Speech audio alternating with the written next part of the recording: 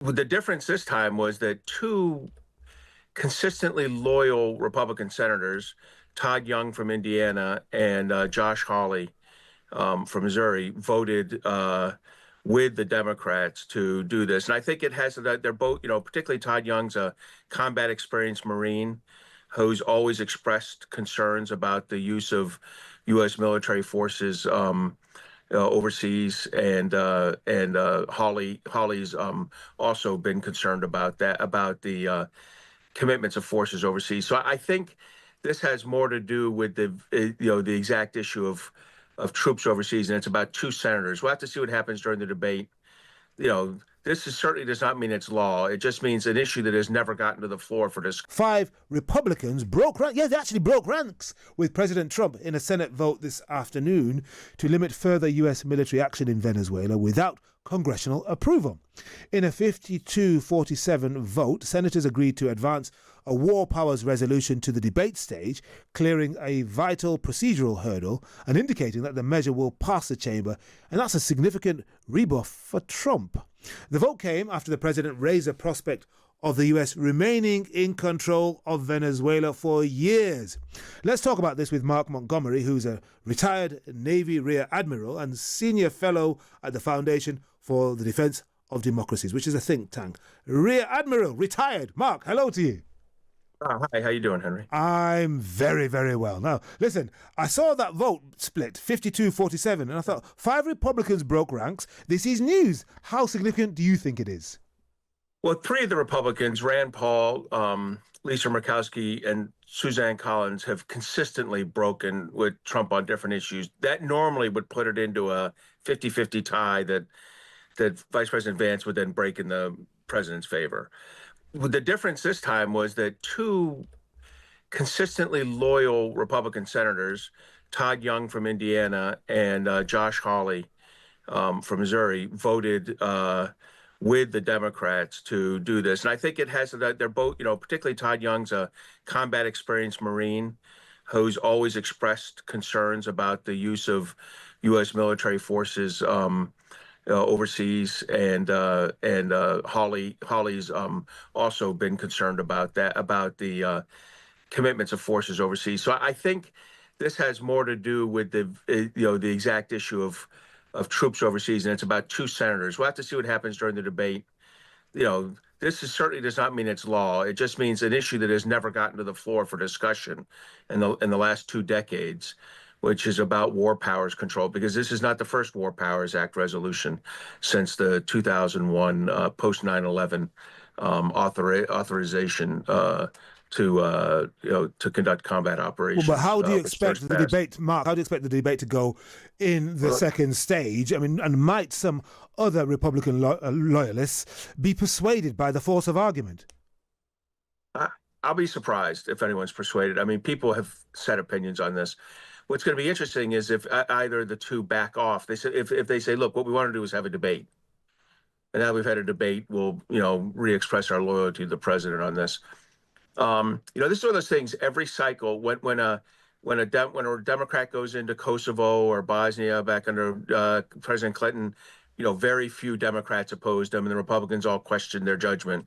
When Republicans go into things, very few Republicans question them, and the Democrats go after their judgment. So this is one of those issues there are a handful of people who are consistent no matter who's president, but the vast majority tend to swing with the executive branch. Yeah, even though there's a clear tension between the justification for President Trump's seizure of former President Maduro and his release of former President Hernandez of Honduras quite recently, who'd been sentenced to 45 years for actually bringing in huge amounts of cocaine into the United States and ruining many lives. Well, I mean, that's a separate issue. And there's certainly it's about justification. Yeah, there's a separate issue from this War Powers Act, but it's certainly an indication of some hypocrisy on how we handle the drug issue. But I think we've heard from the president over the last 48 hours or 72 hours that this probably wasn't about drugs after all, right? And it wasn't about democracy. It was about a perceived, opportunity slant, long-standing problem with oil and fossil fuels out of Venezuela. Yeah, because American petro companies had invested a huge amount, Yeah. and then Hugo Chavez has essentially took them away, and then he said that, well, we've been robbed, that's our oil. I'm just looking at what Mr. Trump has said in the last couple of hours about Susan Collins, Lisa Murkowski, Rand Paul, Josh Hawley, and Todd Young. He mentions them by name and says they should never be elected to office again. How do you think they'll respond to that? So listen, he needs Todd Young and Josh Hawley. He needs Susan Collins. She's head of appropriations. By the way, she's the most vulnerable Republican up for election right now in the 2026 midterms.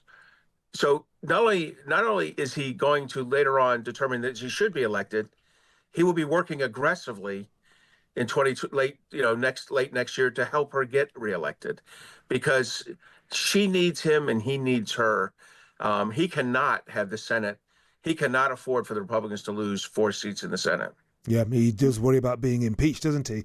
If things don't go his way, Republicans' way, in the midterms. And meanwhile, what about the price of eggs and all these other things that people were complaining about not so long ago? And if you look at the president's numbers, including among young men who had rallied to his banner not so long ago, they're cratering. People are not happy with his focus on foreign affairs. Is this all a distraction? Will he get back to the bread and butter issues that some Republicans are urging him to? So I suspect the next executive order we're going to see is on exactly those kind of affordability issues, and he's going to look for unique tax incentives and or payments that he can come up with.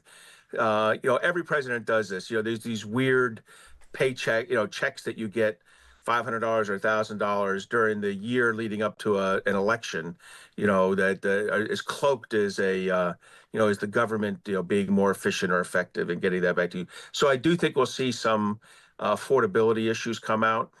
He can't avoid the foreign policy. The problem with foreign policy is, as a president, you don't get to dictate when and where it happens. Yep. Although this one, he brought this on. He started a maximum pressure campaign against Venezuela 3 months ago. To his credit, he executed it to its natural conclusion. Now, you could not like what the conclusion was, but he announces, and he must have said at least a dozen times, I'm going to dislodge Maduro. Sometimes it was ground attack. Sometimes it was an implication of ground forces. We didn't really know it would be this. And they started practice for this 3 months ago. So, this was not unexpected. He got what he wanted out of this, and he's had a burn his saddle about Maduro for 10 years. Well, he has indeed, Mark. And of course, under Maduro, under Rodriguez, Venezuela is not really a democracy. You are a senior fellow at the Foundation for Defense of Democracies.